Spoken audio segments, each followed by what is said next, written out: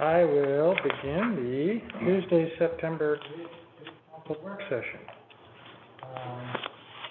Actually, before I ask for an approval of the agenda, there's been some requests to add comments, which is fine. We always do that before the discussions. So I'm going to add that to the agenda. If I don't hear any disagreement, we will ask for an approval of the agenda as modified. So moved. Second? Okay. All in favor? Yes. Yeah. Yes. Okay. At that point, are there any comments? See it? Okay. Yeah, I don't think we should have a comment period. Just checking. Didn't look like anybody on the line. This is a work session, so it's rare that we have comments, but it's good that we offer it. First item, then, we'll go straight to our first item, which is a recognition to a city employee. And I will do my little thing here. If Mike, would you please stand? Yeah. Recognize you. Mike Brown, the Public Works Wastewater Specialist Lead, recently completed the requirements and testing for his wastewater Level 3 treatment certification, making him qualified to accept the role of lead for our wastewater team. Over the past year, while Mike was a Level 2 wastewater technician, he acted as the interim lead while we searched for a qualified replacement to fill an open vacancy for the lead position. During this time, Mike was also training a fairly new employee who had been with the city for less than a year. Mike willingly stepped up for this additional challenge. Over the course of 9 to 12 months acting as team lead, Mike also studied for the Level 3 test. This would qualify him to compete for the open vacancy. Mike balanced the challenges of training an employee while also acting as the lead and performing the day-to-day operations of the wastewater plant. Mike took his test on July 9th, 2020 and passed with flying colors. He has accepted and now been named the permanent wastewater specialist, leading the city of Cannon Beach's wastewater team. Mike has also assisted the co-worker he has been training preparing of his upcoming Level 1 test later in September. Mike has been with the city of Cannon Beach for 8 years. Is that all? 10. Wastewater, full-time, 8 years. Cool. This is not only a great example of Mike's leadership abilities, but also the clear demonstration that the city leadership team is committed to developing their employees for succession steps towards the long-term career of the city.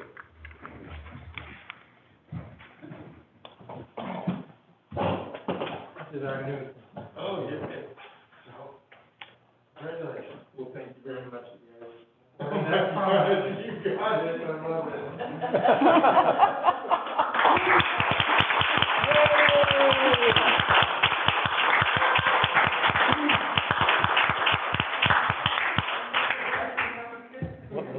Mike, do you want to let people see the pin? Yeah. Strut around.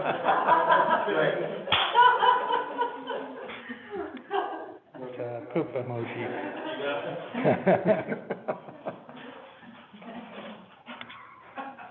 You should have made it bigger. How much fun is that, right? That's awesome, Mike. Congratulations. No, thank you. Thanks, everybody. Congratulations. Thank you very much. That was amazing.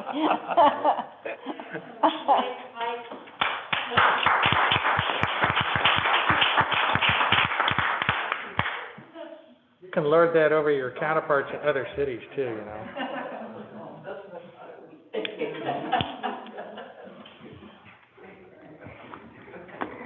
Okay, so that was fun.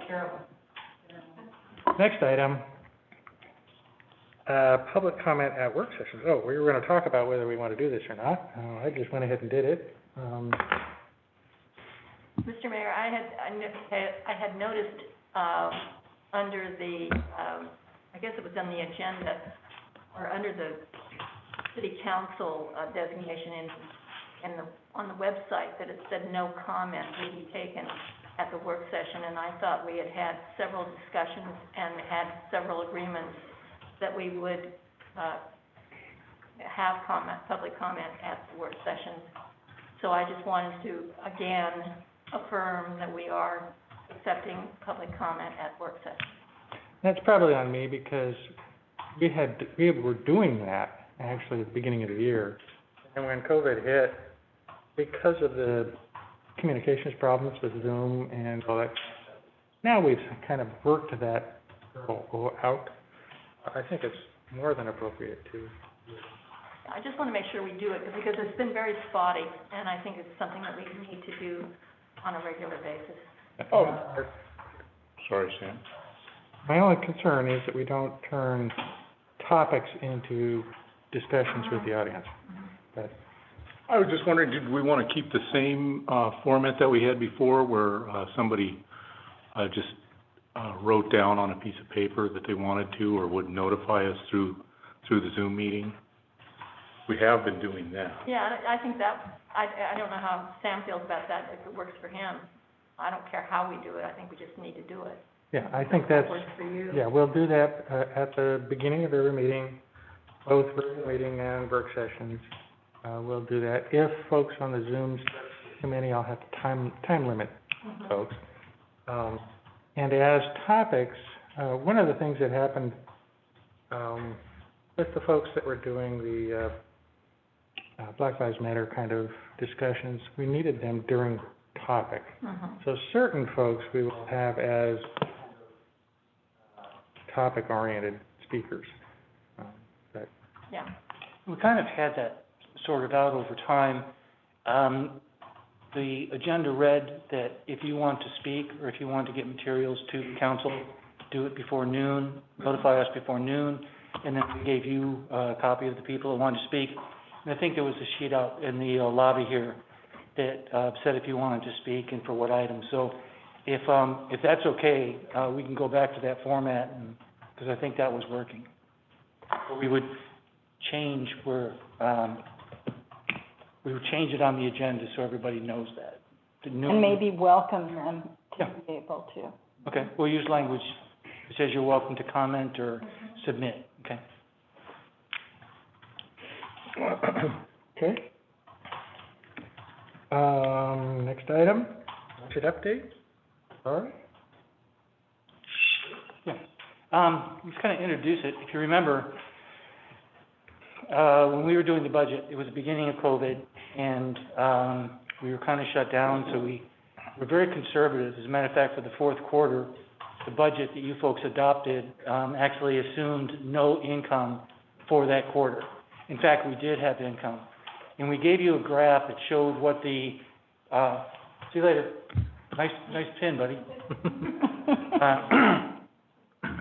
We gave you a graph that showed what we thought the cash flow might be and how close we might come to zero.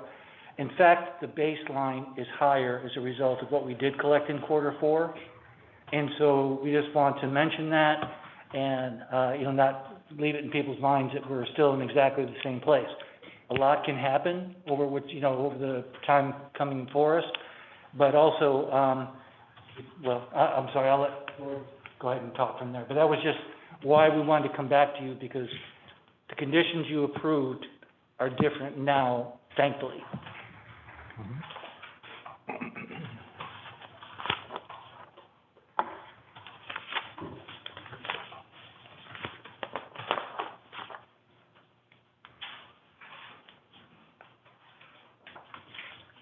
Good evening, Mr. Mayor, councilors. Can you hear me? Yes. Okay. I second what Bruce said. This is somewhat of a brief, presentation tonight, but it's good news, and so I'm very happy about that.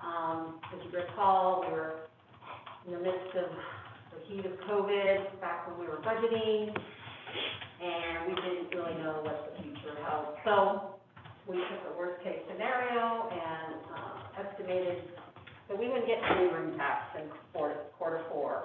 So that's how we developed our beginning fund balance on that premise. And And then, of course, you know, we had to factor in the utilization of the, reserve fund monies, you know, to bolster our, ND fund balance. So what this does is it, takes some of the reliance off of that reserve money, going forward. And so here you can see the general fund.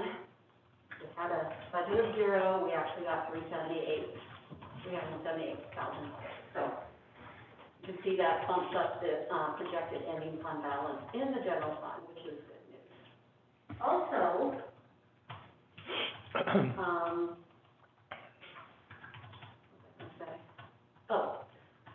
so we did make some estimates, they weren't 0, for the following quarters in this new fiscal year. So we just have to keep an eye on that and hope that we come in, at those targeted levels. So that would be more good news. So that's the general fund, and then the same thing is happening obviously in the other, room tax funds. And so you can see in, tourism and arts fund, that, gained $43,675 as opposed to our budget of 0. And the next slide is the transient room tax fund, that's the other 1%, same dollar amount. They're both for 1%, so our position is much better than we had thought it might be. We also, have the same with the Clatsop County CRT fund. And so, with all of those, we brought in $499,137 that we didn't expect. Of course, it did not come anywhere near what we budgeted. We budgeted $1.2 million, but we went from 0 to that, so I think it's good. From all indications, the first quarter, our first quarter, which is, July to the end of September, is looking very strong. And so that should help us. But again, we don't know, we're not gonna be, going crazy. We're just, it's just better than what we thought, and we wanted to make sure you understood and knew that. Now, what did we budget for third and fourth quarters? 0, did you say? The last fiscal year? No, this current. Oh, you know, I didn't bring that data with me. But it was significantly less, obviously, than what the normal would have been. But it wasn't 0. No, I can't remember what. Yeah, we're, To give you a relative number, this year, 70% of 1%, I'm sorry, before you're starting the budget, was about $440,000. And as a result of the changes that we made and the changes in the projections, it went down to like $292,000. So it was about $150,000 less, based on, for our projections. We've already came back $43,000 out of that. So, but again, we're being very cautious on what's still to happen. Lori, you mentioned something about a budget of $1.2 million. What was that? oh, no, that's the reserve fund money Okay, that we, got into the budget so that if we needed to use it, we could. okay, And so that just takes less reliance on that. okay. We needed that to stay above 0 at certain times. Lori, are we, I don't know what the correct term would be, but, current with the county? No, they paid us, the last check we got was for, it excluded the, final quarter in their fiscal year end, that ended June 30th. And was that to be expected? It was not what I was expecting, and I have had conversations with Suzanne, Mhm. and I'm gonna talk to Monica. I started calling her, yes, Friday, and she was on vacation, so I'm just gonna kind of pick her brain a little bit about how they're kind of processing it. I think they do it a lot differently than we do here, and so, yeah. I'll try to find out some more information. Okay, thank you very much. And they did make a change so that they were gonna pay it twice a year. So we should have gotten 3 and 4 in mid-July, so, but Lori is following up. Specifically that the check we got did not include any collections Right. that they received in July. Right. For that last quarter. Okay, So I'm just gonna follow up with Sure. them and see what's going on. yeah, okay, good. Lori, how are the results of, tax collection deferral that we We allowed? fully collected all of that, Okay, thank you. yeah. So we're in good standing now. So nobody deferred quarter four? Huh? Nobody deferred quarter four to No, October? nobody took advantage of that. Yeah, Good. Yeah, Mhm. and everybody paid up yes. that did defer earlier. Good. That's really good news, Dan, for today, having good news. You're welcome.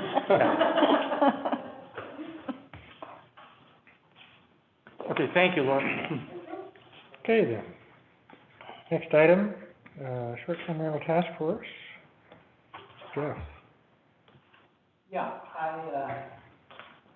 like to, let's kind of update you on the short-term rental task force. We took 1 quarter off because of COVID, struck immediately, I think, in March, and knocked us back.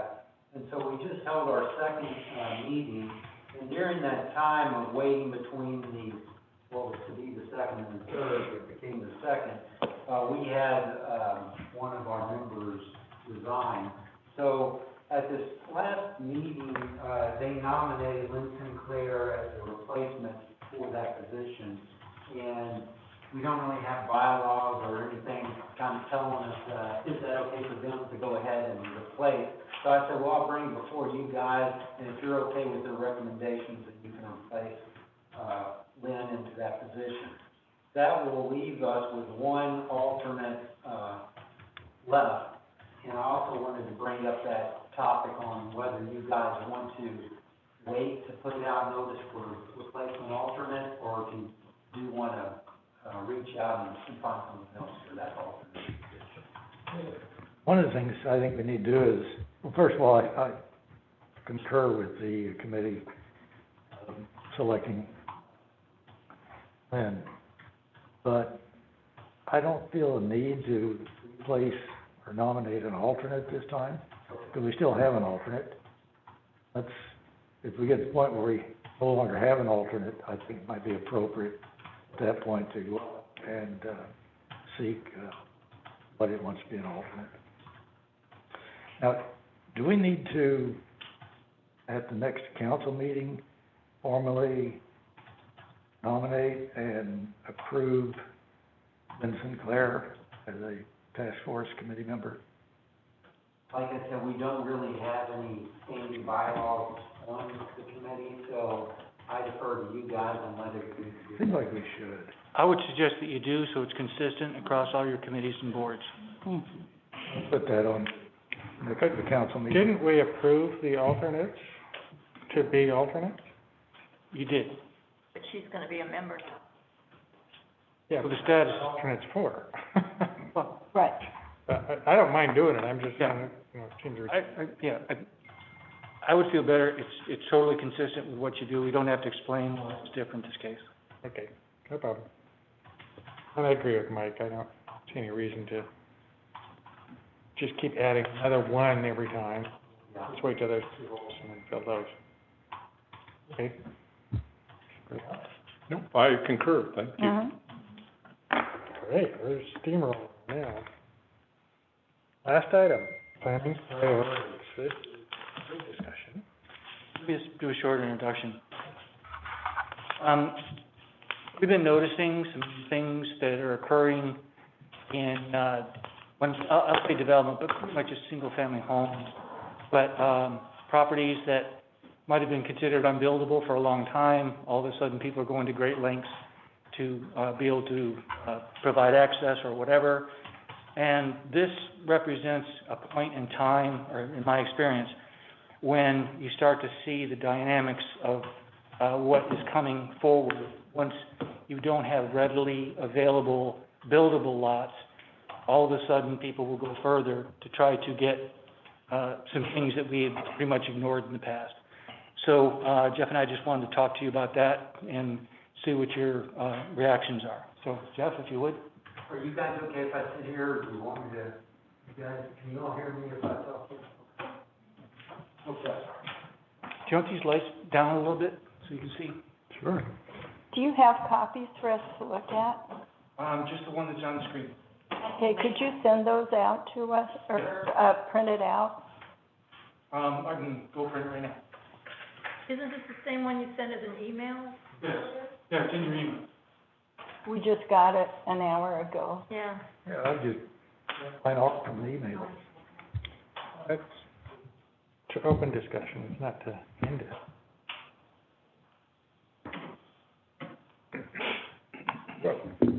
Wait for it.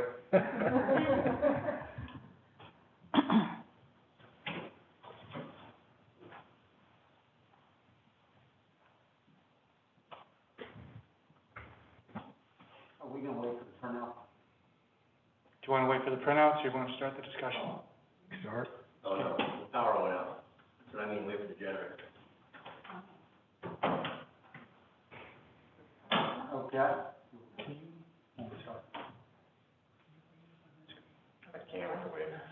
Okay, all right, okay.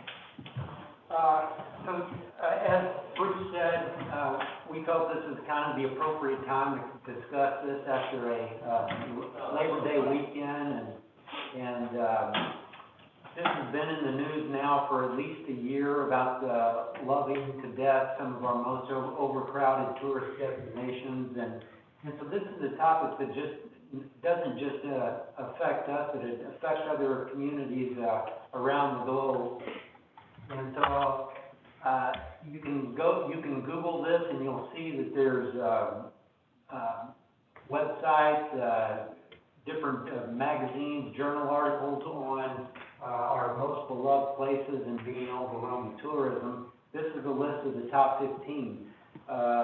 And a really good article, because what it does is at least shows kind of that there is a bright spot into this, and that these communities are now having to start coming up with tools to deal with this overflow and development, and those are the things that I think Bruce and I want to kind of bring your attention to and start thinking about our future. And so, next slide, please. Our comprehensive plan language was brought up at our last planning commission meeting. We've been dealing with different aspects of accessory units and sizes, but also with unit size. And so when they asked me about unit size, I brought up whatever comprehensive plan language that had to do with unit size, with our historic structures, and anything to do with unit types, talking about a mix of affordable housing. Those things are all handled within our comprehensive plan, but as far as really that aspect goes, these are really the main points. We're 4 or 5 different citations in there on unit size. Next slide. And so when the planning commission asked me to bring back and look at our data on unit size, this is a slide showing approximately 3 years worth of growth in Cannon Beach. And this is just the new single-family residences. And so that trend line that you see running from the left to the right really didn't give us very much conclusive evidence that we were actually getting larger. So, next slide, please. I pulled all of the data from county records, from the assessor's office, and this gives you a better picture of all of the single-family residences, unit size over 100 years on a scatter plot. Now that trend line, you can see, it almost doubles in unit size over the 100 years, showing almost a yearly trend of growing from about, I think it was around 1,000 to just over 2,000. And so if you break that down, that's median right there, above 1,400, almost 1,500, and mean unit size of over 1,600. This is a chart showing those broken down, number of units in single family in Cannon Beach, 5,000 square foot increments.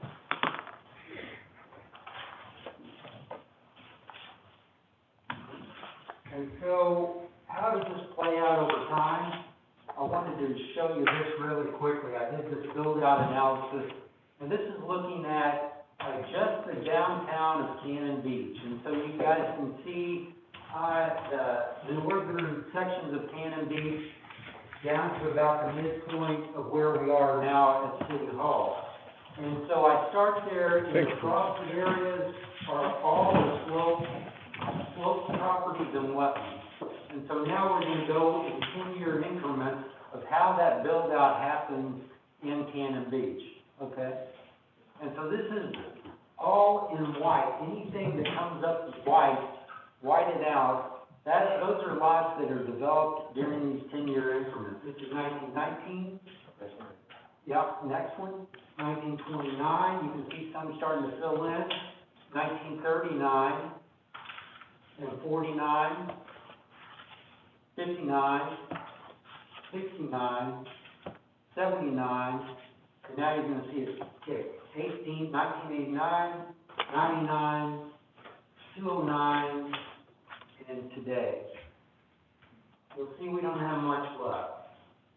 And if you didn't see your property on there or your neighborhood, I have all of these, and I'll put out a PDF report on this after this. But it's something that I really wanted to start looking at and discussing. Next slide, please. Because bottom line, how does our current language address these issues? And so, next slide, please. Our current language in our zoning code really handles size limitations through floor area ratio and lot coverage, kind of the general traditional ways of handling growth. And so you can look at any of our residential districts, and we really limit size by floor area ratio, and that's between 50 and 60% depending on that zoning density. Next slide, please. And so how does that work out? Well, you have 5,000 square foot lot, and these green areas are the 50 by 50. We break that into two 50 by 50 for our traditional 50 by 100 foot lot. That means that half of that space can be one floor, one level, horizontal. Usually what happens, of course, is you build in two levels, and so that would be just half of that. And so you think you've got quite a bit of lot coverage that you could have in green space or trees or whatever landscape you want. Next slide, please. And so that's handled through our lot coverage. And so when I showed this slideshow to Bruce, he said, "Oh, drop this slide, this thing's too confusing." And I said, "Well, that's our ordinance." And it's true. So go to the next slide, please. So this is what we came up with, which is a worksheet, which to me is just as confusing. And what it does is it breaks it down, and if you go to the next slide, Rusty, you'll see that if you just take our setbacks from a typical 50 by 100, you're accounting for 44% of your lot coverage just through setbacks. So if you kept your setbacks in landscape, green area, all you have to do, is then build a 300 square foot, a 30 by 10, in other words, take 3 steps out your back door, that needs to stay in softscape or green landscape. So I don't think most people understand that with all that kind of language and loopholes and things like that, if you want to call it, to our lot coverage, you're not really getting the bang for the buck that you really anticipate out of the green space that you're requiring or wanting for a lot. You're really only going to get your setbacks plus 300 square foot of green space. Next slide, please. It's a similar story when we go to our architectural standards. Most people call me up, do I have to do my home in shingles? Do I have to, or what am I allowed to paint it like? And so they ask me all these questions, and I say, well, actually, this is the only section of our code that deals with architectural standards. And it says you have to, all you have to do is do 2 of these number things. And it talks about dormers, it talks about patios, covered porches. If you just do two of those things, you meet the city of Cannon Beach's architectural standards. Next slide, please. That's for single-family homes. Now, design review handles everything that's not the single-family homes. And so, design review looks at any alteration to multifamily, to commercial, but you'll see in each one of those, there's a waiver that says unless, except minor modifications. We currently are doing about 50 minor modifications a year, and those are only in commercial and multifamily. But we don't do any review currently of architectural standards for single-family homes. Next slide, please. So are our tools doing what we need them to do? Next slide.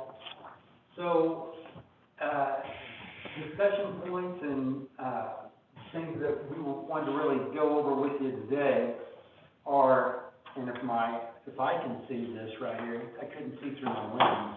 So, the easily buildable lots are going.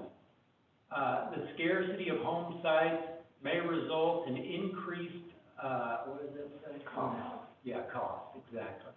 And so what happens is, as these home sites get more scarce, the costs increase, and those that can compete for those properties are people that often can do anything they want with these properties, and cost is not a factor in that. Increased interest to expand east of the highway, and day trippers and seasonal influx increasingly stress the infrastructure. And we're talking everything from water to sewer, sanitation, our public restrooms, our parking facilities, residential, and that overspills into our residential neighborhoods. Next slide, please. So, I'm definitely going to have to get extra reviews. So what we're dealing with is these, in these buildable lots, the lots that previously were considered to be unbuildable are not considered that anymore. They're going to come up with any kind of engineering that they can do. They've got, where price is not an issue, they're going to solve these problems, and our ordinances don't really speak to that. If you can provide an answer, especially like with slopes, then we'll let you do that. B, as an alternative, prospective new owners will also look at the economic viability of buying one or more lots that currently have homes on them and remove the existing structures to create a clear building site to accommodate their wishes. So whether it's one lot or two lots or a combination of two or three, what happens when these prices go up on the land is that nexus of what's making sense economically, they will start buying up these other homes. Areas of the community once thought to be unbuildable will demand the extension of services. So not only are we looking at just the buildable, plattable lots within our normal grid, then we start looking at those roads and those areas that we didn't extend roadways up to, or we didn't extend our services, the water and the sewer and the infrastructure to reach these areas. And so it becomes more and more costly for us as a city and our citizens to supply these lots and look for some of these areas that were never planned to be developed. When they did these plats back in the 1800s, they did them in New York or San Francisco, and it all looked flat to them because they were just drawing them up on a plat. Okay, next slide, please. Number two, the scarcity of home sites may result in increased costs which begin this cascade. This could result in larger homes than what have traditionally been in long-established neighborhoods, as well as other community character-changing trends. Surprisingly, this will tend to happen throughout the community, but often targeting those historic cottages or smaller units that may form the heart of the character of Cannon Beach. So, if we just limit by unit size or things like that, often this forces the hand of these of developers, and they don't really see the same things we see in some of these things that we're trying to keep. These homes will increasingly be second or third homes, which over time could reduce the percentage of the homeowners that call Cannon Beach home. And I think we're seeing that now in some of the things that I'd like to show in future work sessions, is some of these trends and how we're moving towards that kind of model. D, if we start seeing lots with existing structures being bought and the homes removed, we may see a reduction in the structures that define the character of the town being replaced with inconsistent designs. We could potentially see a Portlandization of Cannon Beach. Next slide, please. And so how does that play out with expansion? So if you use up all the usable, buildable lands, they then look to what's next, and that's the expansion across east of the highway. And they are outside the city limits, as well as outside of our urban growth boundary. It's unknown at this time if they will be seeking annexation or expansion of services. And is there any action we want to take now? Next slide. I think it's the next one, actually. It looked like it didn't print out correctly. Yeah. And so day trippers and seasonal influx will increasingly stress infrastructure. So all costs of dealing with these issues are borne by all categories of property owners at no cost to those that are visiting the community. This also has a negative impact on the livability of Cannon Beach. So that these communities, when I started this off with this overcrowding and tourism, it's this understanding that are we, just because we live in Cannon Beach, are we obligated to be the weekend parking lots for the Portland metro area and beyond? And those are the costs and the things that we have to start addressing. And do our current ordinances meet that, those needs right now? I think that we're seeing it stressed right now, and that's why we wanted to bring this forward, because I don't think our ordinances were built for these kinds of pressures. And I know that we don't really, we're seeing that play out now, and we don't have the tools in our tool belt to handle those. Any questions, or do you have anything, Bruce? Yeah, I just want to comment, I think it's on number 3, the interest to expand east of the highway. I had a conversation with Mark Reckman, who's the fire chief. He said that the fire district has been approached by owners of 2 large properties on the east side of 101, roughly 30 acres each, and that they have asked about annexing into the fire district. Staff has not been approached, or city staff has not been approached. We don't know how they're planning on getting water, wastewater, anything along those lines. So, as a result of nothing to build here, we think that you're going to start seeing the pressure to build across the way. Because they're not in the city, we really don't have any control. They're not in the urban growth boundary, and so we don't have control with that. And so the question for y'all to think about is, do we want to do something with that, or do we just want to be hands-off and let it develop as county, and just see how that happens? But we haven't done anything yet. It does seem to be kind of at least on the board now for something to occur. And so the question is, how much do we want to try to do something to get involved at this point? And if so, what would that be? I want to make another point. I think it was on, buying 2 lots or 3 lots. We went through this same iteration when I was in Lombo Key in Florida. And that doesn't happen in the least expensive neighborhoods from a real estate standpoint.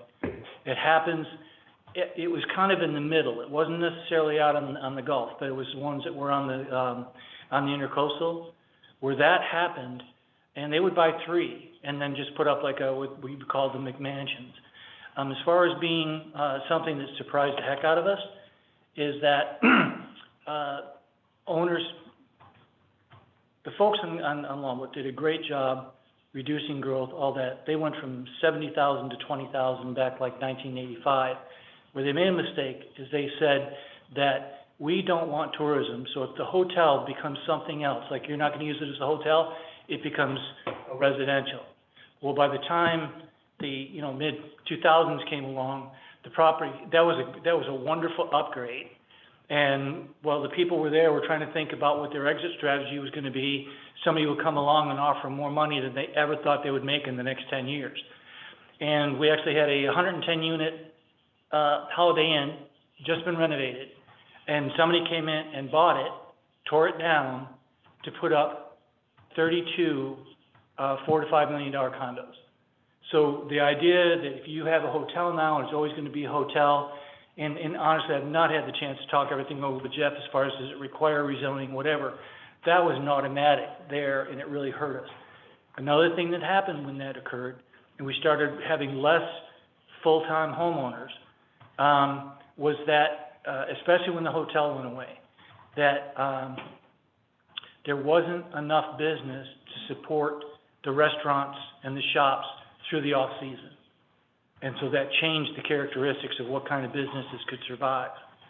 So these are some of the, kind of the cascade down when you're looking at some of the things. But, I'm talking about somebody, you know, buying along where we've got the bluffs and they've got these beautiful views, places along like Ocean Avenue, something like that. All of a sudden somebody wants a longer, bigger house, can't find a place, buy two, take them down.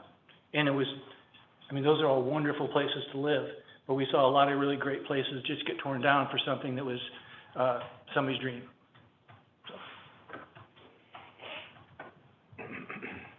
I appreciate staff taking a good hard look at this. Need to pay a lot of attention. I think what we're hoping to get is if we kind of go through, you know, starting at number one, regarding the easily buildable lots, do you want us to go ahead and, it's happening, do you want us to take a look at that? Because the lots are, the easily buildable ones are going, do you want us to look at what the ramifications are of, the way that our ordinances read as far as like buying 2 or 3 lots and putting houses on it? You know, let's put a single house on it. We see it as a turning point, and it's, do we want to go ahead and take any actions on these? You know, I guess from my perspective, yes. I thought we had some provisions that prevented somebody from buying 2 lots, tearing both houses down and putting, is that not true? I don't know of any, and, we asked, at the last planning commission, we've asked Bill, Provisman to look into the possibility of, limiting, people from doing that. And so, I found nothing in the ordinance so far on that, so, there's, not to say that it's not possible. I think like one of the first places to start, address what Bruce is talking about. There was another thing that happened is that we had 1-story ranch houses. And then somebody bought this one, knocked it down, and built a 2-story. So 20 feet away is a building that you have to look up to, you know, to see the second floor. And then somebody on the other side built one. And so we ended up doing something which I thought, and I think we kind of had this, which we call light and air, which meant that if you were to buy a house, you can't just go straight up from the setbacks. If it was a 100-foot lot, it was a certain angle. If it was a 50-foot lot, it was a different angle. But that was just something that until it happened and then somebody was stuck in between them, none of us thought of it. So, We do have some provisions on okay. addressing that, but I suspect it's not sufficient. I know we had- Only a setback reduction in other areas, not within our. Yeah. What's really obvious over in Seaside in the Cove, where they've allowed the heights to get to 33 feet. And so you have these darling cottages, and then you have these 3-story, buildings that, no offense, don't have as much character, and really dilute that whole look. So I hope we don't, that was why I was always concerned about raising our heights. I think that's one thing that protects us with our village feel. Another thing is water, and I think that that is a big way that we can watch what we have available, to possibly control to a degree how things are built. I know, Karen has mentioned that, you know, our water right now is still doing an adequate job. If we had a fire though, what would happen then? I'm curious, you know, you're saying it's okay, but where is the breaking point? Is there a degree each year? I know it would fluctuate a little just with rainfall and all of that, but if we could kind of have a better sense of how close we are to what we have, I think that might be a real good way to balance things as well. Yeah, the look at that, And I think Robin makes a good point, because when we're talking about the east side, even if we're still within our parameters here, all of a sudden 60 acres, you know, we need to know, can we say yes to that, or under what conditions? And maybe they won't even approach us on it, I don't know, but we've always kind of balanced against what we have, and we can make it, but not thought, you know, ahead that much. So, and again, Well, these... there have been a few situations where people weren't allowed to have water from the town. They had to have a well. Yeah. And I want to respect that decision at that time. Mhm. And it was painful, because I think it was a difficult one considering the people involved. So I think we need to really start getting some fine lines here about how we move forward. As developers start buying up the property on the other side of the highway, I have a concern about them buying what is now timberland. More importantly, it's our watershed. Mm-hmm. And starting to bulldoze that whole area and basically just trash our water system. And both of those properties were sold by Greenwood. They were offered to us prior to the sale, but they are timberland. And when I did my interview, and I remember the interview at the Sursand, I said, I'll try to be the guy that doesn't say, this is how we did it back east. But I do want to say that, I mean, the community I came from, and it was way predated me, they did something that was amazing. It was about 1985. And they said, this community is about those of us that live here now. We're not looking to go ahead and make a developer rich so that we can get a little bit more in tax money or something. And what they did is, I mean, again, they downzoned land from, so it says 70,000 people, because they were trying to, it was Arvida, and Arvida was trying to turn it into Miami Beach, down to 20,000. They changed the development standard, so instead of putting a 3-gallon tree in, you put in a tree that was, 10 to 15 years old, and you had to move it and make sure that it lived, so that when the development was done, it looked like it had been there for 10 years. We don't want to look at this thing and then watch the trees grow as it go. And so they said, but it was a very strong statement that this, and if we don't care that much, if you want to come and build something else, but if we don't allow it, we welcome you and hope, wish you all the luck going someplace else, but you're not going to come in and tell us what you can build. If you want to live with us, you can go ahead and do this. That was extremely powerful, and it worked for a long time. And, as I look at the situations that we're looking at with the overcrowding, with architectural standards, sometimes people say, well, they can be onerous or whatever. I think we have a character to protect. And I think that y'all have the right to do that. And so I strongly urge us to think about those things. And this is an opportunity to provide direction to staff. And in the conversation I've had with Jeff, it's kind of like, if we want to do these things, and based on the timing of some things we're seeing recently, maybe you want to put them at the top priority. And we may have to put some resources to it in order to make it happen. But this is a chance to either do it right, or a chance for people to say they should have done something, back in 2020, because this place has changed so much. Well, and one thing I find is a reason why things are allowed lately is that we don't have a rule that specifically defines that that thing cannot happen. Mhm. I think we should have a catch-all at the end of, an item saying, and all these other things, kind of like we do with the, garage sale. Or it was actually the noise issue, Mhm. where it was everything else that might come into this. Mhm. So in other words, we're covering it without being specific, because we're never gonna cover everything. Including but not limited to, is that what Correct. you're saying? Yeah. Yeah. But something that gives us, but, yes, absolutely, but somehow we've got to get the attorneys to put something in there that gives staff some teeth to be able to go ahead and make that call somehow. But absolutely agree. On the, joining or merging two properties or many properties, that's an illegal deed process. You could do that as long as you own them, you can join them.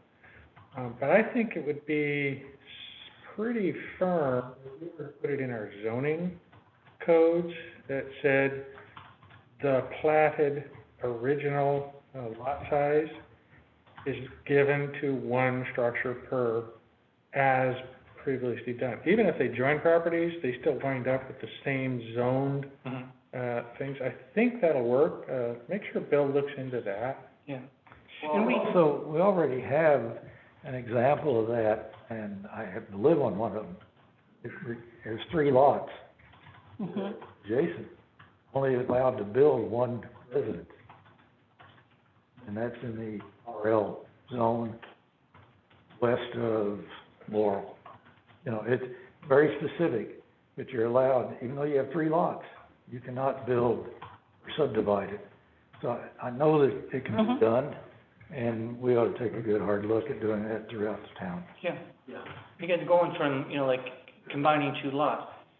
You might say that that's okay, because a lot of our lots are small, but limit how many that can be, because I've seen where somebody took 3 or 4, because they could afford it, and they got exactly what they wanted, didn't look anything like what it said. Yeah. I would like to kill that prospect at all costs. I know in other places that that's happened. In fact, Yeah. one on the front right up here where they had 2 lots, and they built 2 houses, and then a couple of years later, they joined them. You know, and so that, another thing I would like to see some research on is floor area ratio is a pretty standard practice. Could it be, since we're losing, buildable space, could we slowly increase the floor area ratio so that you wind up getting smaller stuff as you wind up losing property? Are you talking about the setbacks becoming larger? Yeah, well, not the setbacks, but the green space percentage would say grow every 2 years by 1%, or something, some weird little calculation that will happen, because that also would affect any new construction on an old building. So if they came in and they bought the cabin on Monroe and Spruce, and then they built a 2-story thing, but this time, they would get a little less square footage. If we just started to do that and worked it in slowly, incrementally over time. Why work it in slowly? Because it would be hard to get to the point where we want to get to quickly. I would say, I'd love to add 15%, but we're gonna have a major pushback. Well, but that would be applied to only to new construction, Yeah. right? So, Yeah, but people already own their property, they've already made plans. well, that's, yeah. They've got dreams, and I mean, it you're would gonna have to say, be effective a certain date, but, yeah, but they're gonna say, we've owned this property since Grandpa gave it to us in '06, and we're planning on doing this, and now you're saying I can't do what I planned on doing, that's a taking.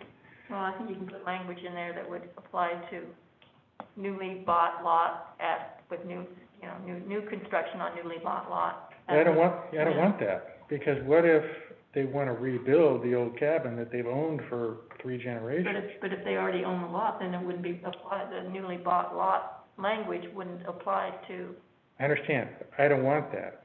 I want the folks that own the property already and want to redo it, to realize that they have to make a smaller building.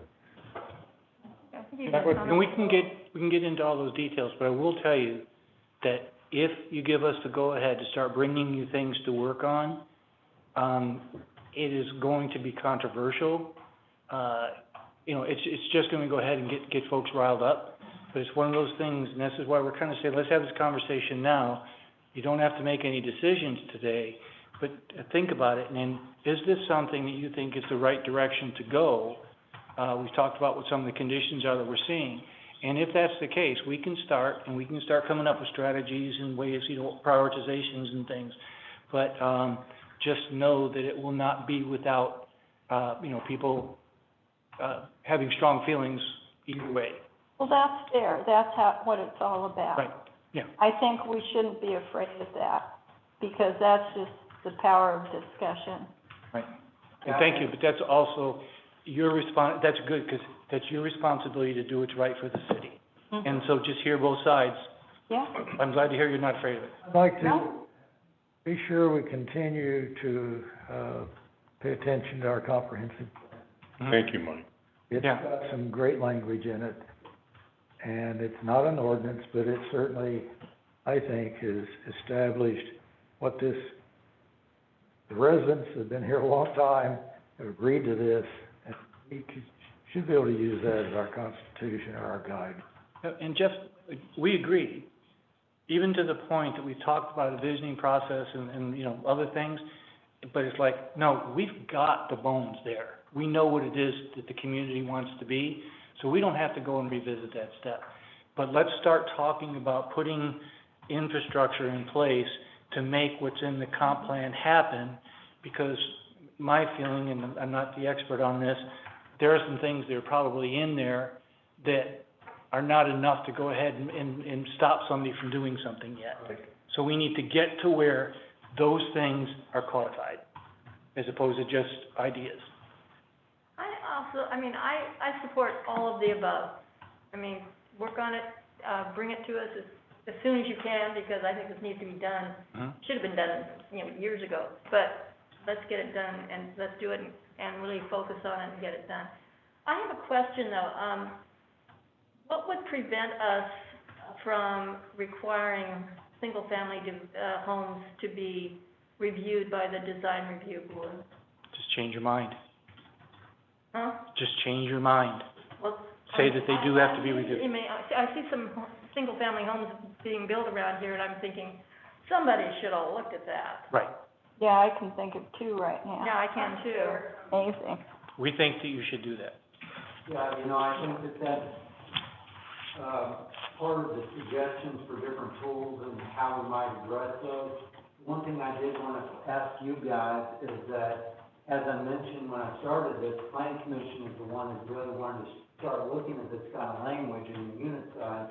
So I would ask that when we, take these next steps, that we would have work sessions, a joint work session with the planning commission, with the DRB, to understand and get their feedback on where they think that these, should go. I think, I don't want, the planning commission to get out ahead and not really have your cover of, wanting them to do these things. And so having those joint work sessions or some communication between your all's committees, allows you guys to kind of bounce some of these different tools off of each other and get down to specifics on certain things.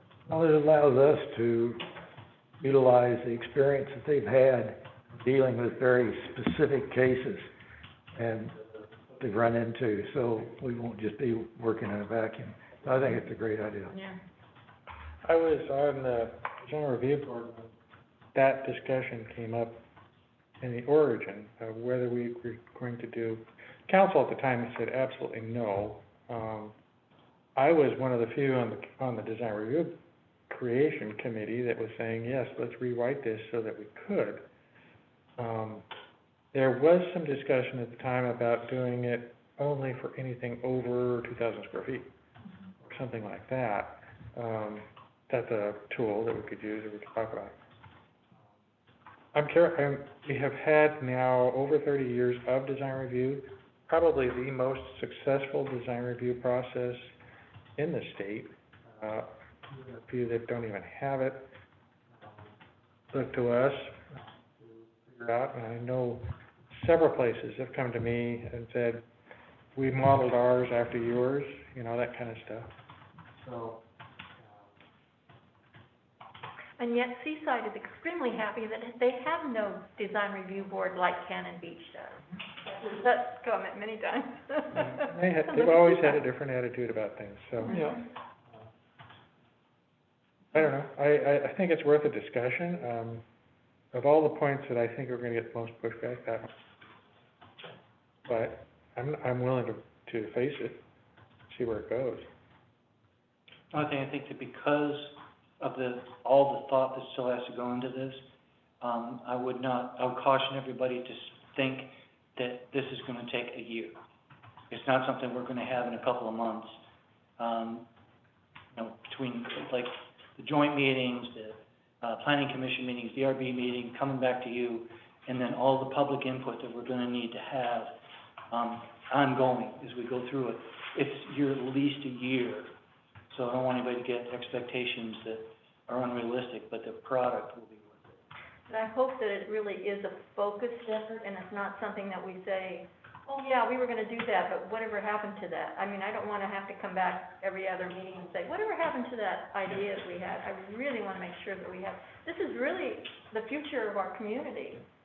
And I'm beginning to see it kind of unraveling at the end because of everything that you mentioned in your presentation, and we really need to focus on that. So this is, what we asked for today, I think we're getting, and that is for us to start working on it, and I think the next step is for, Jeff to come back with process and, kind of lay it out in pretty good detail about how this might go. I think that might be a start to we'll talk about it, but it might be, the first time you have a joint meeting with DRB and the planning commission while we talk about the process. I don't know, but we'll bring recommendations to you as to how to make that happen.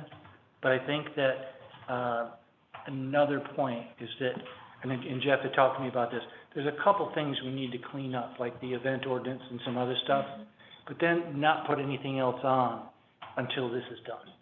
So we can't keep taking things on. This has to be our focus for you, planning, and DRB, and staff. And I wish there was a way we could kind of do like Sam's thing, where anything over 2,000 square feet, we need to hold back to, almost put a moratorium on until we have that figured out. Okay, if you can do a moratorium, and I'll talk to, Ashley and Bill, but there has to be certain criteria that you meet, so we'll bring you that criteria too, in case you want to do something like that. Yeah, and I think it's gonna take a long time. I think 1 year is optimistic, but I would like to see, coming back to the council, a suggested priority of all these different aspects. You've identified a lot of areas that need to be addressed. You could look at it in what makes sense sequentially. Mm-hmm.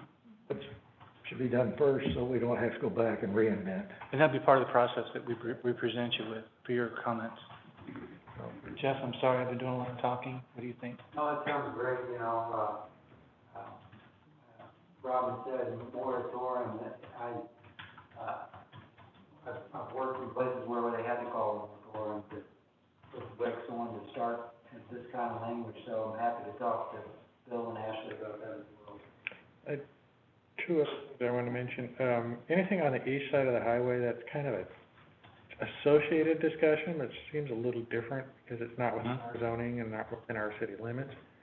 The only thing I can think of is we need to find somebody from Cannon Beach to sit on the county planning commission. That's gonna be, we need that kind of voice, because they have the ability to alter the zoning. It would be a really difficult process. And the zoning that we did, 55 acres, Southwind, still not 100% there yet, but that took forever, and it was a very difficult process. So for somebody like the Murphys' property, which has changed hands, I don't know who owns it, they're going to build, but they're still restricted to the forestry zoning that they're building on. Still means there's going to be a house over there. And we can do an analysis of that as to what somebody can do without being in the UGB and part of the city, other obligations that we have to provide utilities, what, if it stays in the county, what could be built, those kind of things, so that we have a better handle on what might happen now that we see that something could happen, and maybe that can help the decision process. So that'll be part of what we bring you as far as the analysis. The second thing, but I just forgot what it was, so poof. Brandon. I have a bit to say. One is that we're on our way to updating our comp plan when COVID hit and sidetracked all of this. And I'm supportive of what's being brought up, but I think that we still need to keep that in mind as something that's very important to do in regards to what you want to achieve with this specifically. And then also, regarding the urban growth boundary, at some point, we are going to be tasked with whether to expand it. I believe it's every 7 years. 20, isn't it? But isn't it based on projected population growth? Yes, and we've always slid under the exemption, but at some point, is it in our best interest to ignore it, as Bruce had stated earlier, when you allow all that growth to occur and then are all of a sudden forced with having to decide whether to bring already developed property into your city codes that don't mesh with what's built. Yeah. It's an interesting idea. And that was what I was going to add, the build out that the state requires. We've always stayed under. We've been able to infill rather than expand. And that has kind of created some of the escalation in size and value of the properties. So that's going to be a very tricky issue. I don't know when the next one is. I think it just happened. Didn't it just happen, Jeff? That's my best recollection. The build-out analysis came... analysis was just 2 years ago. Yeah, I thought so, just when you came on. So we got some time on that one. It's got to be tied to available water supply, though. We'll analyze that. Obligated to go serve, 500 residences when you don't have anything to serve them with. Right. We'll analyze that. That is critical to know if we're going to do anything on the east side. But even inside, for some of the decisions that we may make, one of the items up there was about the livability and all that. There are some things that would be bold, but that I think can change what we face, all through the summer. But, if we know where we're at water-wise, for example, we know that we're in a stronger position to make that case. But that's the issue that's kind of an ongoing, and we see these as something that we need to fix before other things happen. And trying to throw that in now would only distract from this. So I think we've got another summer of that. But after that, we may be able to do something.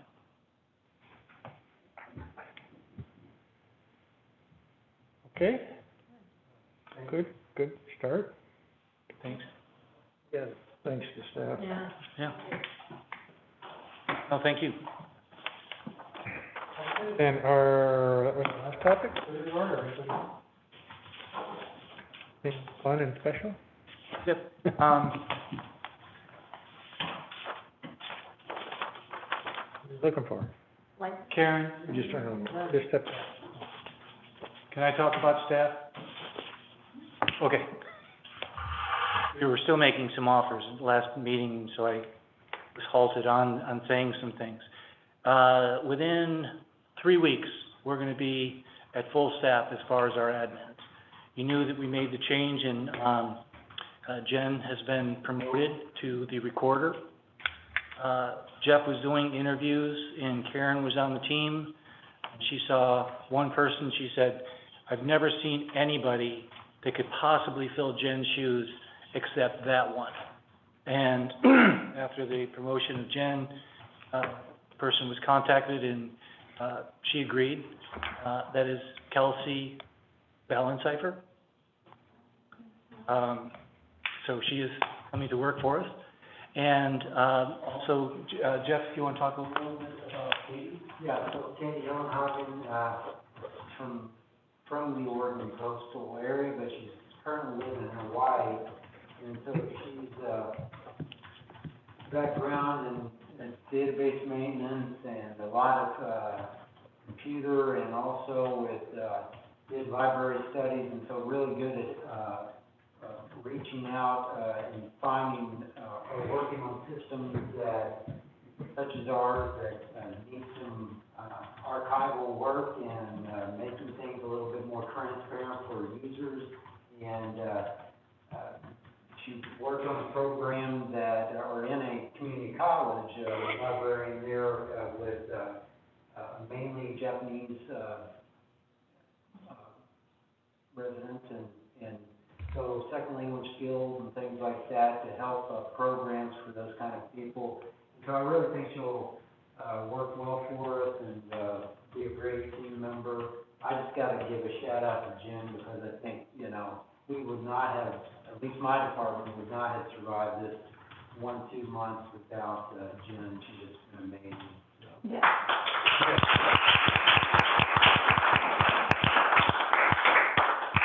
Anybody, as soon as you mention Jen's name or give her a compliment, I can only see her up. It just goes like this, it just gets red as it goes. No, Jen, you've done an absolutely tremendous job handling 3 jobs. So thank you, but, emoji? that's right, poop emojis.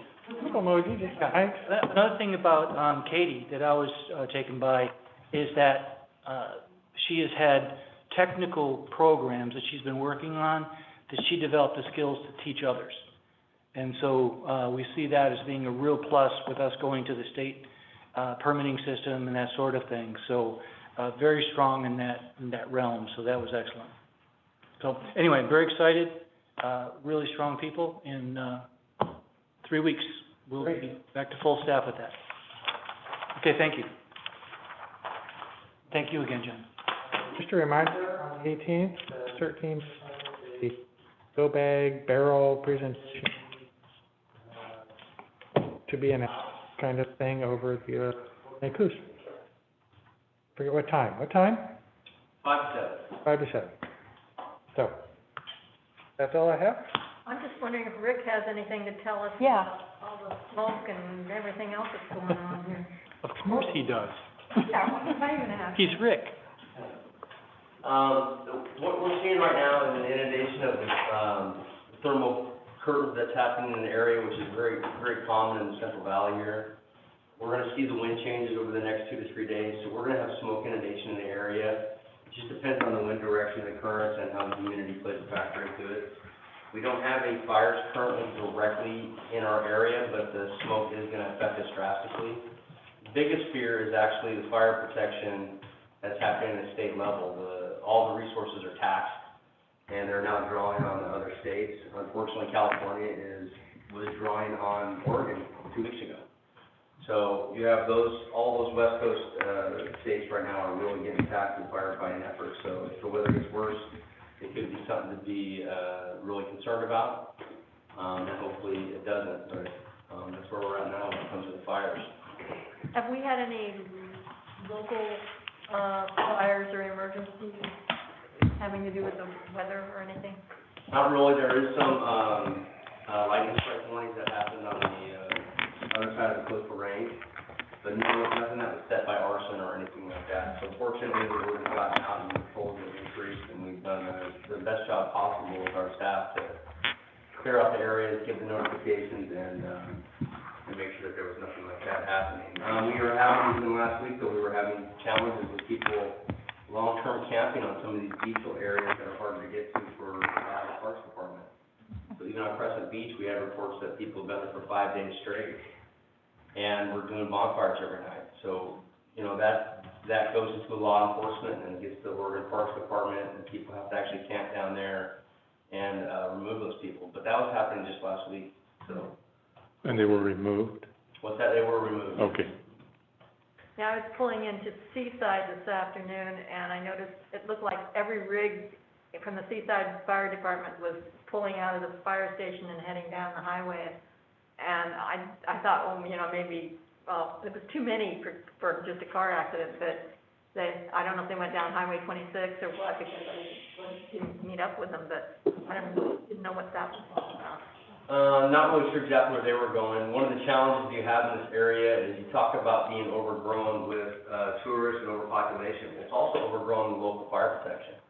You have a combination fire department here that is not used to the inundation of this many calls and this many people ever, and they're not built up for it. And if there's anything to say positive about COVID, is they were able to get federal funding to maintain some of their volunteer staffing as a paid staff. So right now, they're actually working at a bigger staff level than they ever had been, people actually in the firehouses. But that's not gonna be long-term. That's not gonna last very much longer. But they need to be at that level. And every time Seaside or Nehalem gets a working incident, they pull those resources to automatically aid to go fill those firehouses in those locations.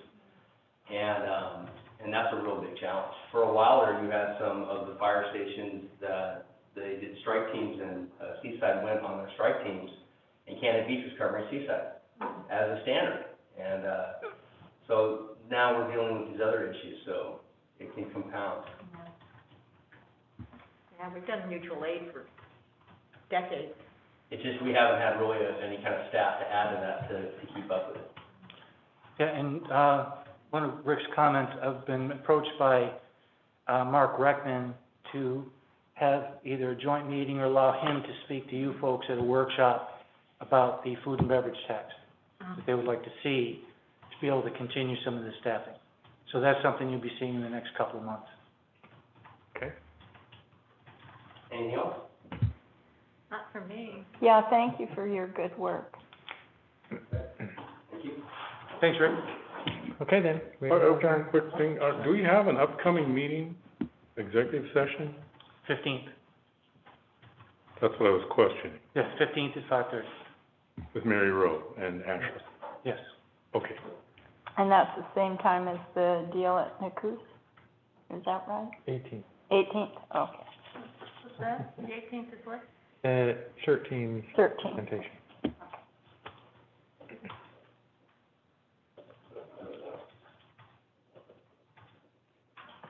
Okay, then we are adjourned. Thank you. Thank you, Sam. Thanks, Bruce and Rusty. Thank you.